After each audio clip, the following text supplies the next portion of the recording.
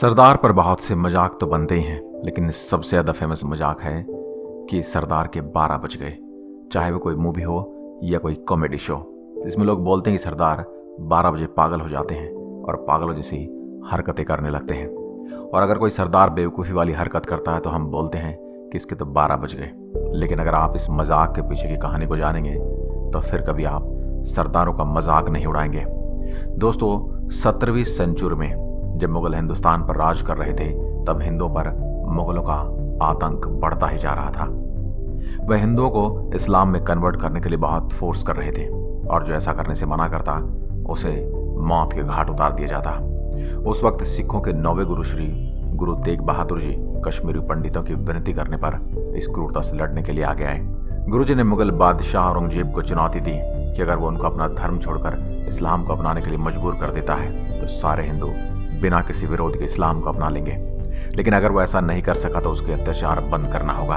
औरंगजेब खुशी खुशी इस चुनौती के लिए राजी हो गया और गुरुजी को दिल्ली बुलाया।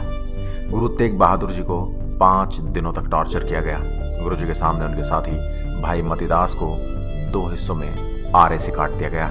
गुरुजी को लोहे की गर्म प्लेटों पर बिठाया गया और उबलते पानी की कढ़ाई में फेंका जाता था। लेकिन गुरुजी एक बार भी दर्द से नहीं चिल्लाए। जब इतनी कोशिश करने के बाद भी औरंगजेब गुरु तेग बहादुर जी को इस्लाम में बदलने के लिए मजबूर नहीं कर पाया, तो औरंगजेब ने गुरुजी को दिल्ली के चांदनी चौक में सबके सामने मृत्यु के घाट उतार दिया। गुरुजी ने अपने धर्म को बचाने के लिए अपनी जान दे दी, इसलिए उनको हिंद की चादर भी कहा जाता है। पर उनके लिए उन्होंने जान दी, उनमें से कोई भी उनकी लाश को उठाने नहीं आया कि कहीं उनका भी यह हाल न हो जाए। यह घटना देखकर गुरु तेग बहादुर जी के बेटे और सिखों के 10वें गुरु गोविंद सिंह जी की खालसा के जो संस्थापक हैं, उन्होंने प्रण लिया कि वो अपने अनुयायियों को ऐसा योद्धा बनाएंगे जो खुद की धर्म की रक्षा करने के साथ साथ दूसरे किसी भी धर्म की पूजा करने के अधिकार की रक्षा भी करेंगे, और वो हजारों में भी अलग दिखेंगे। 1739 में पर्शिया के राजा नदीम शाह ने दिल्ली पर हमला कर दिया। उसने करीब 1.5 लाख लोगों की जान ले ली और पूरे हिंदुस्तान को लूटने लगा। हिंदुस्तान की खजाने के साथ साथ वो करीब 2200 हिंदू औरतों को अपने साथ ले जा रहा था। यह खबर आग की तरह फैल गई, और यह खबर जब सिख सेना के सेनापति सरदार जस्सा सिंह तक पहुंची, उस वक्त सिख गिनती में बहुत कम थे, जबकि मुगल सेना हजारों की तादाद में थी। सरदार जस्सा सिंह ने तय किया कि वो नादिर शाह की सेना पर आधी रात को हमला करेंगे, और उन्होंने ऐसा किया भी, और सारी हिंदू औरतों को सुरक्षित वहां से छुड़ाकर अपने घर पहुंचा दिया। इस घटना के बाद जब भी अफगानिस्तान या ईरान की कोई सेना यहाँ की औरतों को अरब बाजार में बेचने के लिए ले जाने की कोशिश करती, तब भले ही सिखों की सेना में लोग कम रहे हों, पर वो वीर जवान 12 बजे आधी रात को उन पर हमला करके सारी औरतों को बचा लेते।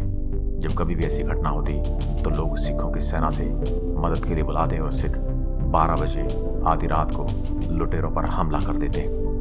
सिख ऐसा इसलिए करते थे क्योंकि वे गिनती में बहुत कम थे और वो अंधेरे का फायदा भी ले सकते थे, क्योंकि सिखों ने अंधेरे में लड़ने की युद्ध कला पर महारत हासिल कर ली थी। ये सिलसिला चलता रहा और ऐसा माने जाने लगा कि आधी रात को 12 बजे सिखों से लड़ना बहुत मुश्किल है।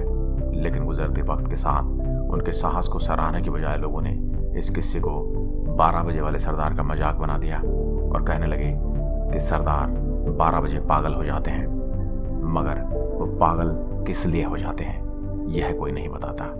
मतलब जिसने हमारी रक्षा की उसी का मजाक बना दिया। आज की वीडियो में बस इतना ही। अगर वीडियो पसंद आई हो तो लाइक कीजिए, और ऐसे वीडियो देखने के लिए हमारे पेज को फॉलो जरूर करें। धन्यवाद।